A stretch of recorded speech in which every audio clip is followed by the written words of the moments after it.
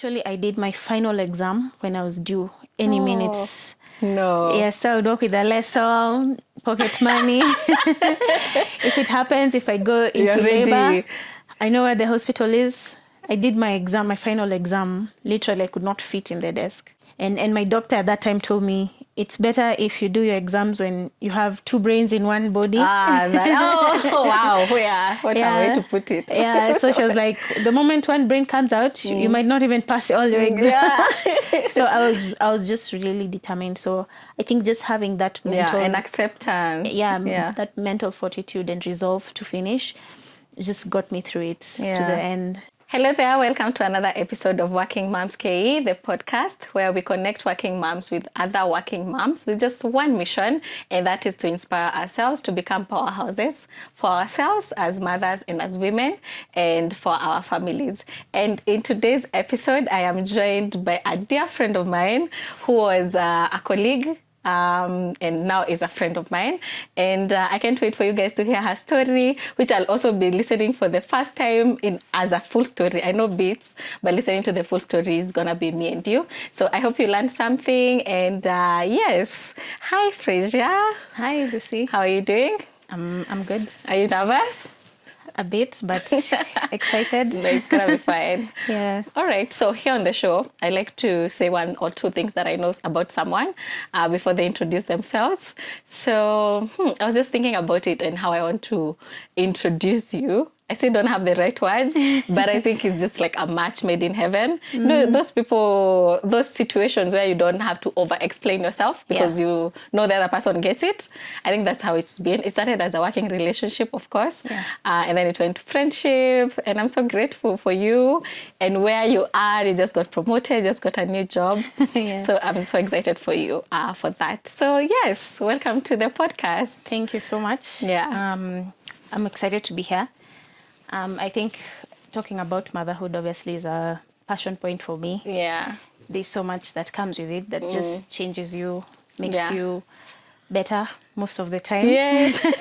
Most of the time. Most of the time. But it's at the same time it's rewarding when it's no longer about you.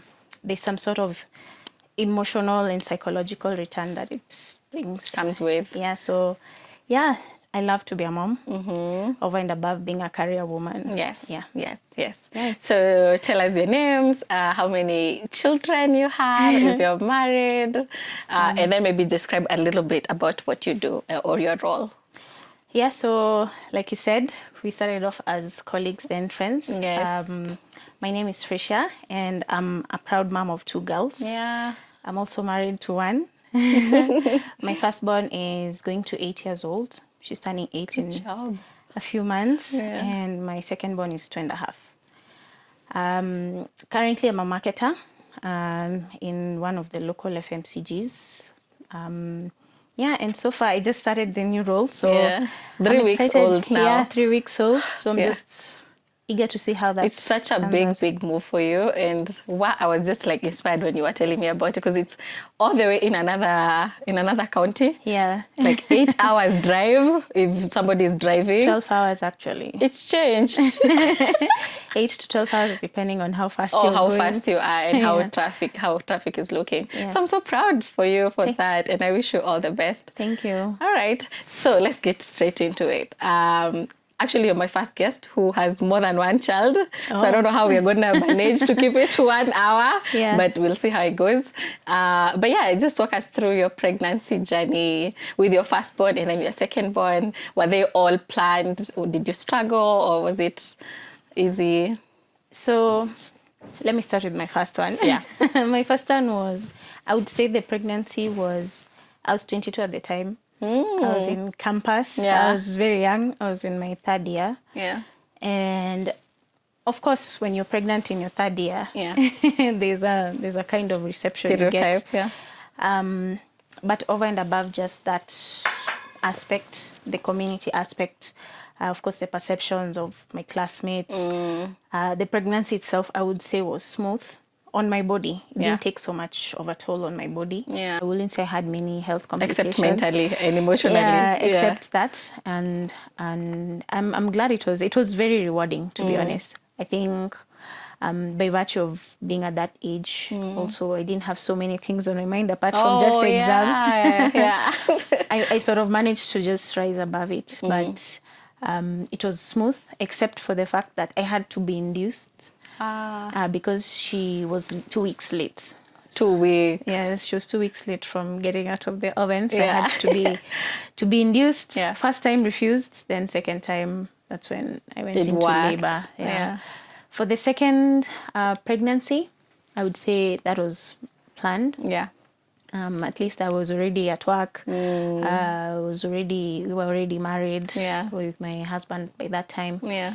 And the challenge with that particular pregnancy was that I had this constant pain in my hip. Yeah. For some reason, that particular pregnancy was challenging in terms of the pain I had to experience sleeping, sitting. Yeah. So, of course, sitting at work and then going home and climbing the stairs constantly. Especially the stairs. Yeah. Actually, my first guest also had like I don't know if it's similar, but it had a name, but it was the pelvic girdle pain. Yes, as well. Yeah. I'm sorry. Yeah, thank you. So I think that was the toughest part of the pregnancy. The pregnancy, yeah. And it's a pain that just lingers even after the after the baby. After the baby, about a few months after. Oh, yeah. But yeah, we did it. Now it's 2.5 years out. Yeah. Oh, and you're doing well. And yeah. So let me take you back to your first point. You said it was at 22 years. How was that? And how was the decision to even keep the baby? First of all, we can't live like we don't know these things actually happen. Yeah. So deciding to keep the baby, telling the dad that you were pregnant, telling your parents, even your friends. How was that like? Obviously, it was tough. Yeah. The first thing that comes to mind when you're pregnant and you're not done at school is you're going to leave school. So, of course, it was challenging, especially telling my parents. Because, of course, I don't paying my school fees. Yeah. So, my mom actually found out from someone else. So, really? Yeah. Like you had told somebody else? You were just waiting for the right time to tell your mom. I was waiting to tell her. Yeah. But I was also, I didn't know how they would take it because my dad also is generally very strict. Yeah. So I just didn't know how I would broach the subject and just break the news. But eventually she found out. From someone else. Yeah, but I think at the back of my mind, my resolve was to keep the pregnancy. I didn't want to think about it sometime later in my years and then say, I wish I'd done that. Yeah. And of course, there are so many stories we've heard of people having complications later because I was very intentional about having more children. So I was like, you know what? I'm going to keep this pregnancy and we're going to get through it. Yeah. So, of course, my parents were disappointed. Yeah. And my dad, on that particular day when my dad was told, the day we had that sit down, my brother and my sister disappeared. Like you are on your own. We are not. Yeah, we're not there. We're not going to be there. So, of course, the difficult conversation had to be had in their absence. So, yeah, my mom at that point was like, she told me, whatever happens, I hope you're not intending to, stop school or get rid of it. So I did my final exam when I was due any minutes. No. Yes, so I would work with a lesson, pocket money. If it happens, if I go into labor, I know where the hospital is. I did my final exam. Literally, I could not fit in the desk. Oh. So I was just at any time now. So how did that shape you? Like even, I know you've said it was the pregnancy that like sort of made you step up. Yeah. But maybe you can walk us through it because, in campus people are a lot about like going out and your friends are all about, fun lives. So of course it was challenging in the sense that of course when you're pregnant you're going through the motions. You're much slower. Sometimes you don't even understand them. Yeah. So yeah. So of course we were not in the same. I would say they were a bit more still inclined, to the lifestyle of going out. But I couldn't go out when I was pregnant. I was always tired. I was always sleepy. I was always hungry. And you're in campus and you're always hungry. You have to wait for lunch hour. But there used to be food. There used to be food. So of course there was that. We didn't connect so much. At that point, so I had to sort of just live by my own schedule because, of course, it had to change, bearing in mind that I was now pregnant. I was tired, but I just kept going to class, showing up. Yeah. Of course, there's already so much conversation that happens in class. Oh my God, she won't finish. You're waiting for her to just pop and not do her exams. Gosh, yeah. But I did it. I think more than anything at that point, when I realized I had to just sort of carry it with me to the end. Yeah. I was like, you know what, there's nothing else I can do at this point, because of course I've decided to take the pregnancy to full term. So for me, the challenge was making sure I'm getting through the day, the challenges that were before me, like finishing my final exams, my final semester, graduating. I was so determined to do it. So, and my doctor at that time told me, it's better if you do your exams when you have two brains in one body. Wow. Yeah. What a way to put it. Yeah. So she was like, the moment one brain comes out, you might not even pass all your exams. Yeah. So I was just really determined. So I think just having that mental and acceptance. Yeah, that mental fortitude and resolve to finish just got me through it to the end. Yeah. How are your friendships? Maybe you can put the mic to your side a bit. Yeah.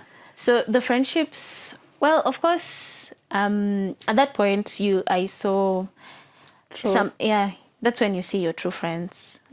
They're those ones who came and who showed up, came, cooked for me. I was still staying in school because, of course, the commute would have been tough. And then, of course, there are those who told me, oh, no, your pregnancy overwhelms us. Now we can't go out with you. We can't do all these things. And they don't say it directly. It's just subtly start seeing the way they are. Okay. Yeah, but there are those one or two people who still showed up, would come, check up on me, bring me food, cook for me even. Oh, yeah. So sweet that we're still friends to this day. And for me, I was just determined to do it irrespective of whether they were there or not. Yeah, but there were those one or two people, of course, who... That stood there. Yeah. Okay. Yeah. All right. So now that you're doing the exam, you're about to pop any minute. Did you feel like you had all the information, or at least not all of it, because you never know it all, but did you feel like you were anxious for what's about to come? What hospital do you go to, or who was working with you? Like, my mom... I'll be forever grateful for my mom and how she showed up at that particular time. She basically was doing most of the stuff. I was doing the shopping. Yes. I was like I said, I felt really strong. That is a pregnancy that just gave me this sort of abnormal energy. So I was doing most of the shopping, but behind the scenes, she was doing most of the hospital bookings. She was, of course, she was privy to all that. Yeah. And it was going to be their first grandchild. Yeah. So I think behind they were really excited. They didn't want to say it, but in case you feel encouraged. They're quite excited about it. So she's the one who really walked that journey with me at that point. And even that is what brought us really even closer with my mom. Oh my God, I cannot tell you how much that is so true in my life. After I got my daughter, that's when, even most relationships, that's when I really, really connected with people. Yeah. Most of it with my mom, and then with my close family, but even with like just human beings in general. Yeah, it's such a good feeling. Yeah. How was the dad? So at that point, I was a single mom. Yeah. But of course, with time, that's when I met my husband when my firstborn was about 1 year. Oh. We met at work. Yeah. And he just took her in. And I think that has been the most amazing journey we've walked together. Yeah. Of course, you'll be worried that, oh my God, I'm going to raise my daughter alone. Oh, yeah. And then he shows up. He swoops in. And it's been an amazing journey so far. So my daughter, of course, I was afraid that she would grow up not knowing or having that father figure. But when he walked into our lives at that point, my daughter has not felt that gap, I would say. So I would say that has been the most That's amazing such a part of. blessing. Yeah. Bless him. Yeah. Bless him for us. All Yeah. right. So delivery, going to the hospital, how scared were you? I was Or you were scared. just ready for it all? Yeah, I'd heard so many things about people being induced. Yeah. There was always this rumor that if your pregnancy is induced, you're going to have the most Yeah, painful it's worse. labor. I think there's some truth there. So I actually, by the time I was done with my exams, I didn't anticipate that we would wait another 2 weeks or so. So my doctor set a date that I would go for the delivery or for the induction. Yes. But by the time I was I think a week in, I was already too tired. So I went to the hospital and told her, I really need to get this thing out. I am ready, yes. I am tired. I can barely turn in my bed. And I'm done with my exams. That was the main KPI. Yes. So, but the doctors were like, no, you have to wait. So I had to go back home. My mom had to drive me all the way back home. Disappointed. I wait for another week. Just in case the baby came, but she didn't come. Yeah. I didn't go into labor, so wait, you got induced and it didn't go into labor? No, so I was so tired. Oh, now this is before. Okay, yeah, okay, this is before the date induction, appointed for the induction, or the date selected for the induction. Yeah. So the day came, still no labor. So I went, and then they checked. You're still not dilated. Your cervix is still intact. Yeah, it's not in a hurry. Yeah, your baby is not in a hurry. Yeah. So because I was also afraid that I don't want to go into CS just in case the baby is too big. You don't want to be unable to push. Yeah. And then of course it would mean that the hospital expenses just shoot. Yes. So they induced the first time. Yeah. And I stayed 4 to 6 hours, Nothing. no change. Yeah. And then I'm like, hey, now I don't know what to do. So the nurses come back and say, okay, we'll have to try again. This time we might increase the dosage. So they did it. I didn't even wait 1 hour. I went straight into intense labor. And I was there for about 6 hours. Oh. Yeah, so by intense labor for 6 hours. So I was in quite heavy labor at first, about 6 centimeters dilated. Then the last about 4 hours, I was 8 centimeters, and I was not going past 8 centimeters. When it gets to 7 or 8, it just doesn't move, and then by the time it moves, it's out. Yeah, it's out. Yeah. So of course I was there. I told my mom to just go sleep. Yeah. I didn't want her to be there to see all of it happening. She had already done so much. I was like, you know what? I'll tough this one out. Yeah. I'll just call you when the baby is here. So I was just in hospital alone, just walking around and trying to breathe. My water was just dripping kidogo, very little. Yeah. But now slowly I was progressing to intense labor until now at around 3 o'clock. That's when now I was told now it's time. Yeah. And I pushed. Oh my God. Everything you have. I remember even just some time before that, I told the doctors I want to go to the loo. Because there are those stories. Yeah. There are those stories that you go to the loo and then you're like, oh my God. So I was like, no, I have to go. So eventually I went, and I was able to, she came into the world at around 3:30.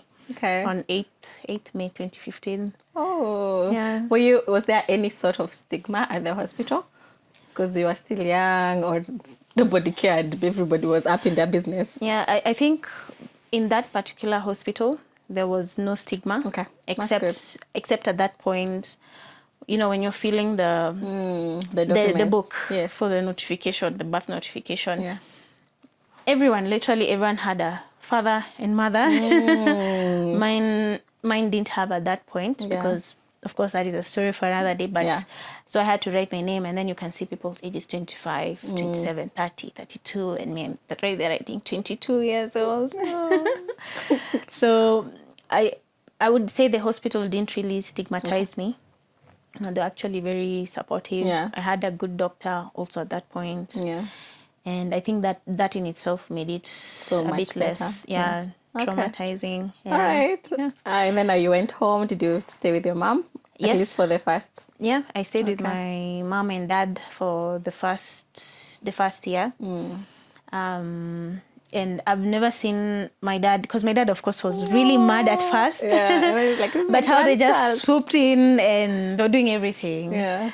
And she kept us going at that point. Because, Yeah. of course, by that time, my sister had left home. She was married. Yeah. My bro, same thing. So it was just us. So we were keeping them busy and entertained. And that's around the same time that I also got a job. Yeah. Yeah. Okay, that's such a nice story. They don't always work out like that for when when you get a child when you're so young. Yeah. All right. So, and then you started working. Was there any? I think it was a bit happy moments for you, at least when you went to work, or how was it now going to work? I think going to work the first time I was scared because I was also still. It was just an internship. Yeah. And I did look for work for quite some time because Yeah. now I graduated when she was around 7-8 months. So of course I was desperate to just find a means to, supplement what my parents were already doing. I didn't want them to feel like they're doing It's a burden, most of the stuff. So I got an internship. That's the same place I met my husband. I got the internship, so it wasn't paying much. And around the same time, I also started my master's. So I was like full speed ahead. Yeah. Whatever I can do at this point, I'm doing it. I'm doing it. Yeah, and of course, my parents were really supportive. I think the proper character development for at that particular point in time is house helps. Yeah. House helps were changing and that is what always kept me on my toes. Yeah. But I was lucky to also be in a very flexible workplace. I could leave early, go home, check on my daughter, and she started eating early also. Yeah. And I'm glad at least that worked out like that. Yeah. So I would say that time the work-life balance wasn't off. Yeah. It was quite friendly. Yeah. Yeah, and I appreciate. Yeah, good job. That's when you did your masters. Yeah, for sure. You're right. That baby just brought out like the superwoman in you. Alikuja na sahani yake. For It's real? around the same time that song came out. So alikuja na sahani yake. Okay. All right. So second born now. Second born, now we were married. We're a big family now. Yeah. I think for my second born now, I was proper now in my advance, I'd gone ahead in my career now. Yeah. Now I was in a full-time job. Yeah. I was in a senior position at work, which was, of course, demanding. So I was working at time, So my second pregnancy was particularly interesting in terms of work because I was working at a place where I had a 1-year contract. So it was a very demanding role, and they were like, they weren't sure they're going to renew because they knew I'm going to take a 3-month break, and budgets were, of course, they were not a lot. Yeah. So I wasn't sure if they're going to renew. And my contract was ending when I was on my 8th month of pregnancy. Yeah. So at that point, I just started applying. But of course, you see at the back of your mind, you're like, who will employ a 5-month pregnant woman? Knowing very well that before they're even done with their probation, they're in maternity leave. Never when you come back, you still need some flexibility. Yeah. Actually, I have a question before we go on with our story. Yeah. Should one, and I don't know if we are the right people to answer this, but should one disclose that they are pregnant in like an interview? Because even me at my pregnancy, I think I told you about it that I almost left. And then towards the end is when I was like, you know what, let me just tell these people I'm expecting. Yeah. Because they needed someone who was like, come in and step in and start traveling and doing all sorts of things. I was like, you know what, it would be fair for me to go through this whole interview. Yeah. And they don't know that I'm pregnant. So I always wondered, should I disclose? Because mine, towards even 8 months, you couldn't tell that I was pregnant. I was hiding it really well. So even throughout the interviews, they didn't know. And then they're like telling me, in 3 months, we want you to do XXX. I was like, should I lie my way in? Yeah. But then I was like, no, it's just going to be toxic. But I just wonder if someone should disclose if they're pregnant. I think, in my opinion, you should. Yeah. Because for me, that turned out to be my blessing. I think it shows you who exactly you're wants you working so for. badly, or believes in your abilities to do the job, that you being gone for 3 months will not be a challenge for them, because they know you'll come back. And you'll come back more driven and all that. So for them to take a risk, of course, means that you be more committed to that particular role. That's a good thing. So I would say for me, that turned out to be my blessing, because I told them before we even do the interview, because in HR called me, told her, I want to be honest. I'm 5 months pregnant, meaning that I'll likely come and work for just 3 months and then go on maternity leave. And I got selected for the job. And the most incredible thing is, it's the same job though that you are internship. No. So this is now a different place. Oh, nice. They really believed in you. Yeah. So I got into the job at around 5.5 months pregnant. And interestingly, it was so special because whatever I asked for, they matched it up and said, you know what, we're going to add this amount to your asking what you had asked for. Just for insurance, making sure you and your kids are well taken care of. So that's how I knew. I was like, these guys actually care about talent. And interestingly, we were 3 women, 3 moms shortlisted, not even specifically for that role, but appointed within the organization. All of us are pregnant. 5 months, 4 months, 6 months pregnant. So I think it just goes to show that place. That's a good organization. Inclusivity at its best. So and then I came in, took the job, and until I think it's an agency, and of course agencies they have a lot of, the environment is high pressure. And I remember when I was about 38 weeks. At the start, we used to have this meeting at the beginning of the week just to talk about the rest of the week, planning. And when I was asked to give my update, I told people, I am so sure I'm not going to make it to Saturday before this baby is here. I can feel it in my bones that this baby will be here latest Saturday. So that week it was just working. I didn't even hand over because I was committed to just finishing till the last day, so that it doesn't eat into my leave days. And I remember that Friday evening, I could feel there's a way I'm about to go into labor. I was there doing the monthly report. So I was giving everyone in the office a headache. I need your sections now, because I am so sure if I don't send this today, someone else will have to send it. And you don't want them to start picking up so many things from, I might not have a chance to. That's a very good way to look at it. Because some people are just like, I'm going on leave, so I'm going to dump everything. So the moment I finished my report like this and hit send, it was at around 10 p.m. At night. I just said, you know what, let me go and sleep a little. I did not even sleep for 3 hours. I was already 6 centimeters dilated, and the contractions were three minutes apart. So in the middle of the night, now that's when I had to rush to hospital, and now that's when I got into intense labor. And at around 10:30 in the morning, that's when now baby came.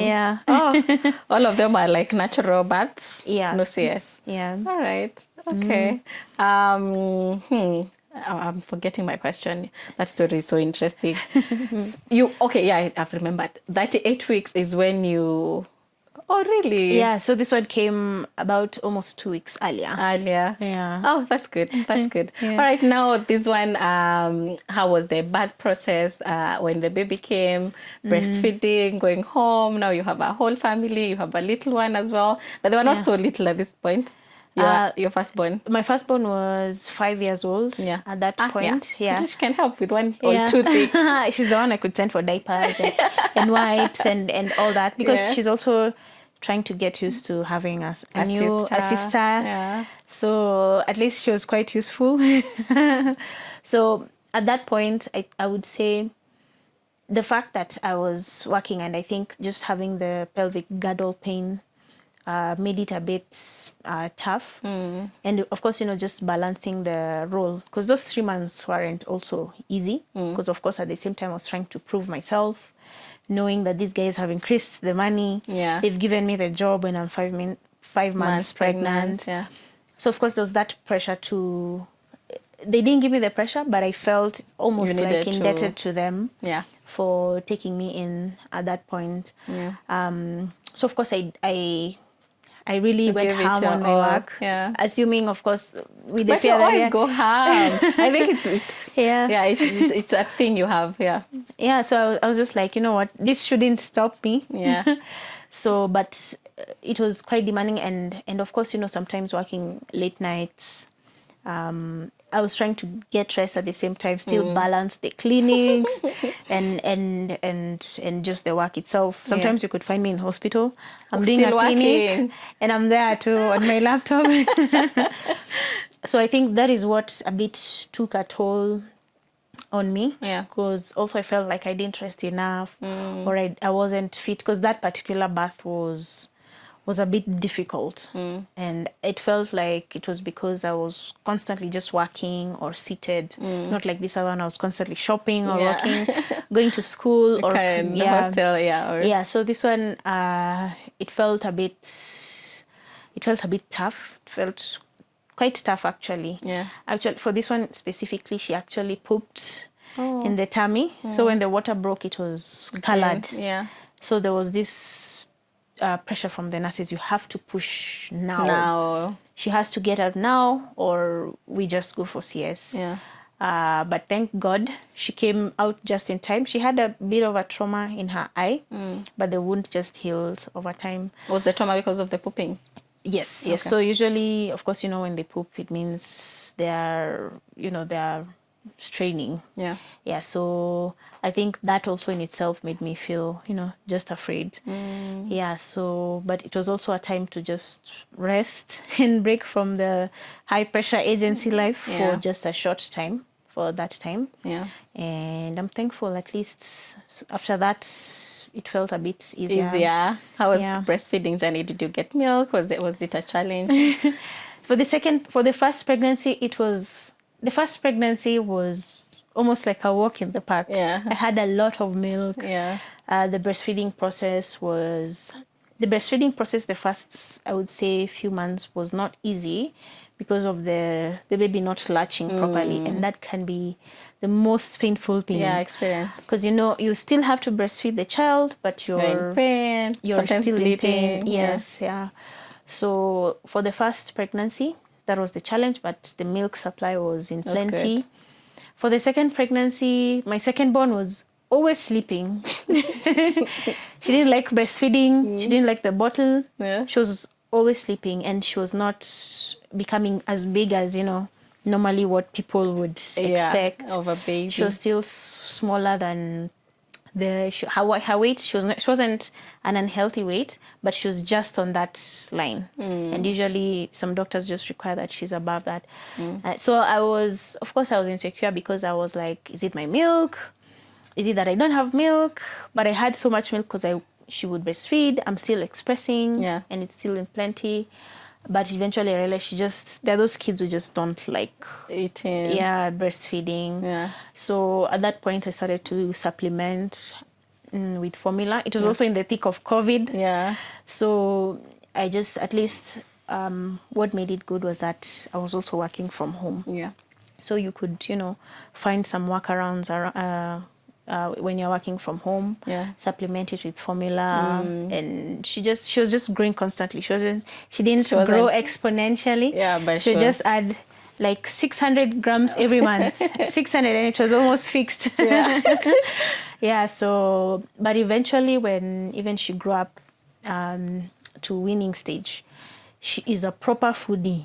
Yeah. She eats So more there's than hope her for my sister. Nuru. Nuru does not like food. Even for her, at some point, it was just like, even at some point, it was 200 grams is what she's adding. I'm like, what am I doing wrong? Because I also had so much milk. Yeah. Yeah. Yeah. So it's just the baby. Yeah. Usually, my doctor told me that as long as the development milestones are okay. normal, you don't need to worry about anything. Yeah. And true to fact, she was developing really fast, because she was standing at 6 months. No. She doesn't like breastfeeding, but she's standing. Yeah. She's eating. She generally loves food. Yeah.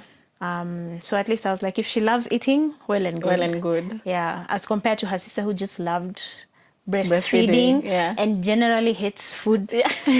She's always picky. Yeah. My second born eats literally anything. Oh, nice. Yeah, so they sort of cancel each other out. Yeah. Yeah. I always thought even my baby would be one of those chubby babies. So when you think in your head that baby's gonna be chubby, Yeah. chubby for who? She stays away from food. Yeah. All right, and then going back to work for the second baby now after, how was it? Did you feel like you were being left behind? This time I think we started by working from home. Yeah. It was still COVID time. But then again, we were given that flexibility as new moms. Yeah. At work. You could express. We had a place you could express milk. But agency is agency. What do you mean? The work is still a lot. Oh, a lot. Yes.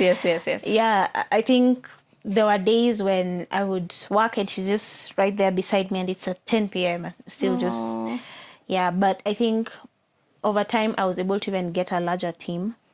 I was able to train them and sort At of work? lift off a bit of Your workload. the workload. And I think that is what made it a bit easier now. Yeah. But yeah, agency life never slows down. Yeah, it's high pressure. When you think you're done with this challenge, and your challenge comes in. And it comes in urgently. It comes in urgently.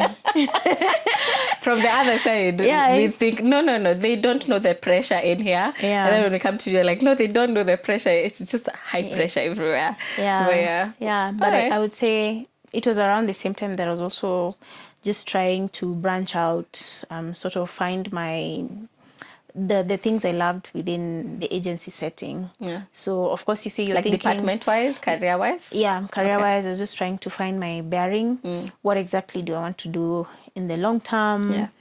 And how am I basically preparing and positioning myself yourself, for it? So that does not always come to you just naturally because you're doing so many things in agency. But I think over time, that's when I started to see that I have a passion generally for content creators. Yeah. And it's around the same time that I was able to break into that space and just even help our department within the organization grow to a level where they're actually now bringing in specialists for that. So I would say that was one of my biggest wins, even with being a mom now of two at that because point. at that time you're doing it, you're a mom of two. Yeah. Oh, I love to hear it. I love such stories. Yeah. Alrighty. So how are you now? Are you getting number 3? Wow. I don't know. My husband sometimes talks about it. Yeah. But I'm like, I'm not so sure. I don't know. I think it's with time, I'll know. It would be something that I'm still thinking about. Yeah. But I think more than anything, I want to, of course, stabilize in my new job. Yeah. Although I would love to have a son. Yeah. But I think it's, for us right now, we just have some targets as a family where we want to get to, and then maybe based on that we should be able to decide maybe it's time for number 3. For number 3. Okay. Yeah. Okay. Tell us about your new job and how that is working out for you as a family. Well, it has its fair share of things that I love and things that, of course, I'm trying to just overcome. Yeah. First of all, it's out of town. Yes, 12 hours we established. Yeah, it's out of town. So, of course, that adjustment has its own challenges that come with it. Yeah. Because I could not go there with my kids immediately. And I've never been away from them for a long time. Yeah. So, of course, that was tough initially because I miss them so much. I'm used to helping them with their homework at night. But then the offer was also so good. Yeah. So I viewed it as a stepping stone. And we just, had that discussion with my partner. Yeah. And we saw it would be a bit of a sacrifice, yes, for the first, say, few months. Yeah. And then, of course, as we see how we can adjust to the change, then now we can all move to the new place. So the toughest part has been not being there for my kids. And again, character development, house helps. Yeah. Because when I had reported to work that first week, Yeah. my house help just packed and left. Really? Week one? Week one. And After I'm there. you had left or before you even had left? So we were just with my husband in Mombasa trying to settle down. Yeah. He was helping me Where settle were the down. kids? So they were here in Nairobi, and us we were out of town. Yeah. Who was watching them? So they had their cousins. Okay. Their cousins, their cousins and one of their aunties. Okay. So she decides, I'm so tired, I'm going. She doesn't tell me. She doesn't. No one knows. Is this the one you liked? Or The one of the ones I liked, and I thought she was happy. Yeah. So she just woke up and left. She just packed her stuff. So my kids had gone with their cousins. Yeah. My kids had gone to get some stuff from the supermarket with their auntie and their cousins.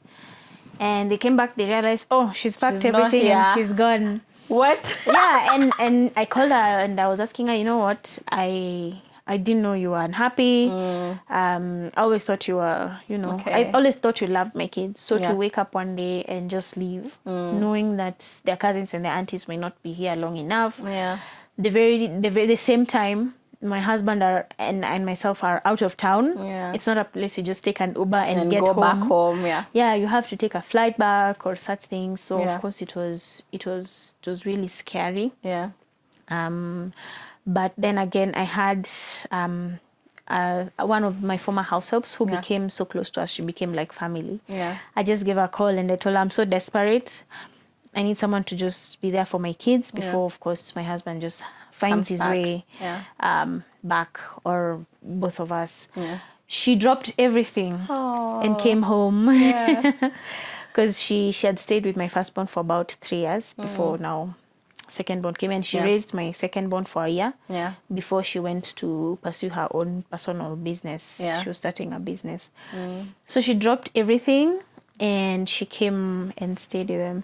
So I think it's just having that relationship with those people and them just swooping in to save the day. Yeah, to save the day. Was very much needed. Yeah, it was humbling for me because I couldn't imagine just not being there for them. It almost felt like I had made the wrong decision at that point. But you see, at the same time, you're making these decisions to be able to just help them, give them the life you feel they deserve. So at least when she came in, she made it. She justified my decision to be there. Yeah. But of course, in the long term, I'm hoping to bring them over to the other side to stay with them, to stay with me. Yeah.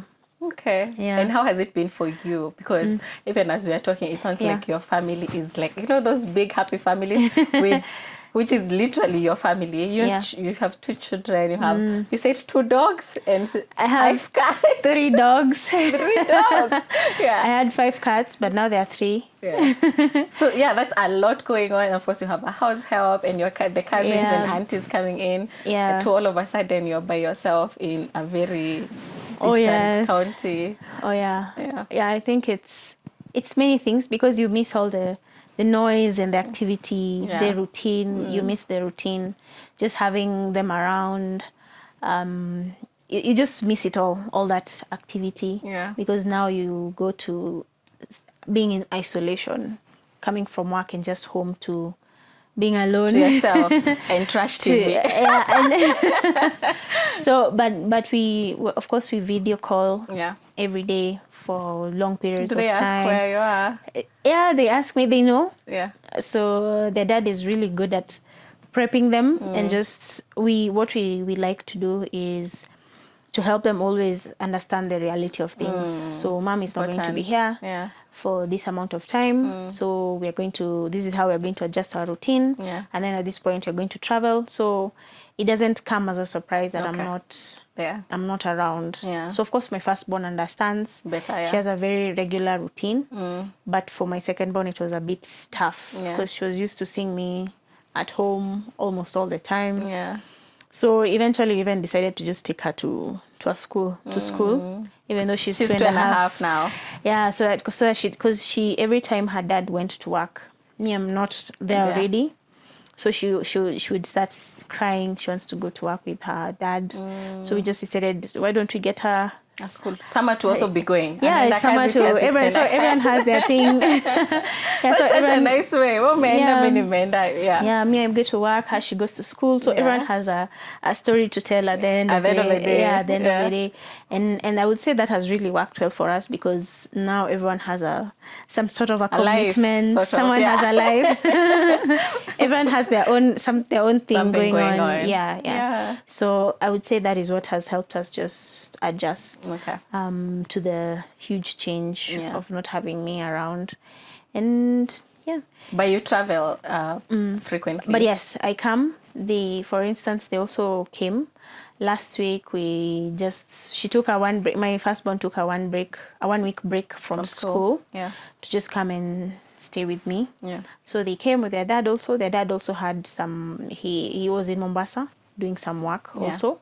So it was just a win-win for us. So it was just a week of fun and being together. And experiences. But of course, eventually after that, usually I'll be coming in every weekend. Or we'll be alternating. So when they're free, they come. When that free, week, I just come to Nairobi. But it's a good thing. I think it's also like a good example to your kids, especially since they're daughters. Like, sometimes it's not just the man who travels, because we're used to families where it's the dad who is always traveling or who's away. But for them to know this is reality. Sometimes it's mom who's gonna travel, and that's okay. Yeah, incredibly, I think even I would say it shapes also their view of society. Always thinking that dad is the career person and mom is the person who takes care of everything. For them, that narrative, we don't want such stereotypes to stick with them. So for us, of course, this was also an opportunity to prove that. Love it. And basically for them to see that it's a standard for us. It's not something that necessarily happens in every household. The dad can also be there to take care of the kids. So of course they also have a high opinion of their dad, because he wears different hats. He can easily fit in and take all the work when I'm not around. And vice versa, I can be the one traveling. Wait, can I ask a question? I don't know if it's too much to ask, but did he used to change diapers and bath the baby? Oh yes. Oh, really? He already did a lot. I'm gonna embarrass myself. He cooks more than I do. So he was already used to doing some of these things. So it didn't come as such a huge change for him. Despite, of course, not having me around, of course, for all of them was a huge change. But they managed to sort of, just get used to get their rhythm. So it didn't come off as such a huge change. So yes, he was able to adjust. Of course, having both of us around makes it easier. But now they have a good routine that they have. And now that my second born is going to school, they're sort of all into. Do they call you a lot, especially the dad? Like, mulieka wapi nini munaeka wapi? I can't see nothing. The first week, of course, where is the nini? Where do you usually put the birth certificates? The first week, of course, those few things. But then over time, it's not as easy. It gets easier. People be coming and asking, where's what? Like I came back this weekend for the first time, and I didn't remember where I put the sufuria lids, and I was like, I've already forgotten. It didn't come naturally to me to go to that place. But I would say he's also a man who changes really fast. He adapts to change. So that's good. I also like, I'm very intentional with my daughter to teach her that stereotype. It's a thing of all days. Like these days, people can step into different roles, and that's okay. I was actually speaking to a friend of mine who's gonna come to the show. I can't wait. And she was telling me she's expecting another girl, so she has a baby girl and expecting one. She's like, if anything, the reason why she works is to just teach her children that, yes, your dad can buy me a car or your dad can buy us as a house, but I can also get my own things. And that's how I want you to grow up knowing. Because she was saying for her mom, she grew up knowing it's the man who's supposed to buy things. Yeah. And then now coming into this new reality, it was like, oh, actually, women can work. It was like a surprise to her. Yeah. She was like, no, I don't want that for my daughter. I want them to grow up knowing that they can provide for themselves. So I like that. Yeah. I like that. All right. So as we wind up, is there any piece of advice that you want to? One, I'm going to put you on the spot. One, to a teen mom, not a teen mom, but a young mom. Yeah. Maybe a campus mom or someone who's just gotten when they're thinking it's too early for them. Yeah. And then the second one is, hey, you're going to have a lot. It's a young mom.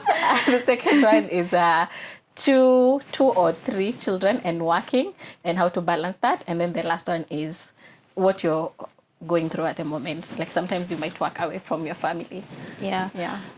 So on the first one, of course, being a young mom, I would say I don't regret making that choice because, you know, when you're even in your late teens, you're just thinking about, oh, when do I get all this money and live the life I've always wanted? Yes. I had to sort of skip that stage because now, of course, whatever income was coming in, I was redirecting it to your baby. to my baby. And I would say it has sort of had its returns. Yeah. Because I was able to sort of have some sort of a growth accelerate. My growth in my career was accelerated because it meant that I was more aggressive. Yeah. In terms of just looking for opportunities and growing. For the young mom with 2 kids, oh my God, a day at a time. Don't think so much about tomorrow. Just finish today. Yeah, overcome today's challenges. Win today's wins. Yeah. You know, accept today's losses. Now, don't think so much about tomorrow. Yeah. Tomorrow will sort of figure itself out. Think about the challenge there now and hack that. Yeah. Yeah. And just never missing those moments because it's very easy to get caught up in the rat race and forget to even spend those special moments with them. Children, yeah. Usually there's a very thin line sometimes losing yourself in your work or losing yourself in doing something else or just providing for them. Yeah. So I've grown to just, from having a very demanding job sometimes has helped me just appreciate the time I spend with them and just being there for them. And then, of course, now that I'm out of town, the moments I spend with them are precious. It doesn't matter if it's I know. if it's someone calling me for a project, I'm like, I am actually going to pick my kids from school. Yeah. So no one can touch that particular moment. Everything else can wait. Call me at night, call me any other time, but that very specific time. Yeah. It's untouchable. Children. Yeah. I want to see the smile on their faces and I'm picking them up.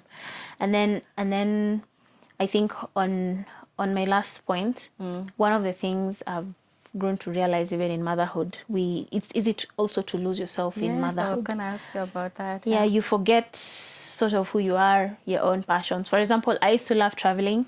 I was doing extreme sports before then. Yeah. But now I want to go back to doing those things that I felt I loved. Yes. I loved tech. I used to always do this to reviews. Yeah. And it's easy to really lose yourself in the routine, in the, career development. You're constantly just looking at ways to grow in that side. Yeah. But then when all that is said and done, and that is, say, separated from you, for example, what are we left with? Yeah. Who are you over and above just being a mom and a career person and a career woman? Yeah. So it's very easy to lose sight of that. Yeah. And you see, that is what makes you. Yeah. That is what makes you you. So I'm being more intentional about that side of things, that self-development, because I also believe that you can't be pouring from an empty cup. Yeah. When you're pouring into your children and trying to help them, to challenge them to pursue their passions, it has to come from a place of intention and personal growth and, personal development over and above just all these other things. And they learn from watching you. Exactly. They're more likely to mimic than you telling them. than you just always coughing instructions. Yeah. So I think it's just encouraging any mom Yeah. But what's that passion for you at the moment? What's that passion? Oh yeah, my God. what's the thing that, yeah. To be honest, I am finding my way back. Yeah. But also just a lot of support from my husband has helped me just appreciate traveling. Yeah. My husband has traveled almost all his life. He's traveled to almost 30 countries. Wow. And me, I can't say the same for myself, but he's slowly just bringing me to that culture of travel and experiencing new cultures, new dishes, and appreciating people in that sense. So Don't I let think him that leave you behind. Next time you're going. Yeah. These days he doesn't leave me behind. So I'm getting into that, and also just that passion. I'm still looking for it. You should go back to, what did you call it? The extreme sports. Extreme sport. Oh my God, I still need to. What was that like? What exactly is extreme sport? I wouldn't know. Climbing Mount Kenya. Oh, really? Yeah. Oh, okay. No, By the time I was 21, I had climbed Mount Kenya. I'd gone I've been doing those few things. Yeah. I was an athlete at some point. So I want to go back to something of it. It doesn't have to be specifically that. Yeah. But in this day and age, there's so many other amazing things people can do. So I'm just trying to find my way to that. I've been trying to enroll to a dancing class. Oh. Because I feel like I can't dance to save my life. If there was a gun over my head and I was told to dance to save my life, I would just die because I can't dance. So I was like, and then I need to like lose weight. So I'm like, what's the thing I can combine? I was like, then I was coming across, I think I'd worked with, her name is Chiki. Chiki Furuka. Yeah, and then she has a dance studio just up her home. Oh, yeah. I was like, see, it's just enroll. I'll lose weight and I'll get to learn a new to enjoy skill, it, maybe. So that's also because I've been thinking, what's this thing that I can do for myself that's away from just working and being a mom? Should join me. Yeah, I would say, I'm still finding it. Although I feel like I'm becoming more inclined to skincare. Yeah. And just personal well-being, but it's just stuff so we'll figure out. Yeah, skincare. Yeah, it is. Yeah. Okay. Oh, I wish you the best. When you find out what it is, first tell me. Let me know if it's something that I can come join. I'm still also like looking around to see what's the thing that makes me excited. Yeah. All right. So the last piece of advice, I interrupted you, for any mom who is probably walking away from their family. It's not an easy decision, for sure. But of course, it's something you have to weigh the pros and cons. For me, the pros were more. Yeah. Even though the sacrifice that I make felt really major. But then, of course, it's also about planning. I think for that mom, I would tell them to hang in there, be patient with yourself. It's only for just a momentary time. Yeah. Before you are able to just get it all in order and get an arrangement that works. Yeah. So for that mom, I would say it's a worthy sacrifice, because at the end of the day, the only reason we do these things, or the main reason we do these things, is because we want to give our children the life that we feel they deserve. But I invest a lot also in their travel. Yeah. So because I want them to not just be here. So of course now, for the next few years, their weekends I will be very busy. Yeah. So it's just, when you're thinking about such moves, you're thinking about those things as well. So you're taking an offer that is good enough to create the ease for you to do these extra activities and spend more time. And then of course, making every moment special, because I will tell you for free, not that before it wasn't special, but now it feels, every moment I'm with them, it feels extra just special. More. Yeah. And I'm so happy with where I am currently. Okay. And I'm happy for you too. Like, I can't wait to see, like, even end of this year, I can't wait to even have you back here for another story of how empowering that whole experience has been, because I think it's a great opportunity for you. And thank you so much for, with everything that's going on, still making time to be here. I don't take that for granted. Thank you. Thank you so much for having me. Yeah. Yeah, I look forward to coming back with now more exciting stories about about the weekends and the travel. And possibly now I'll have a preteen at that time. Yeah. What? It's that New time. drama, new episodes. All right. That's it for today's episode. Thank you so much for tuning in. Remember, if you want to share your story with us, you can reach us on our Instagram page at Working Moms KE, and we'll be happy to have you here. That's it from us today. Goodbye.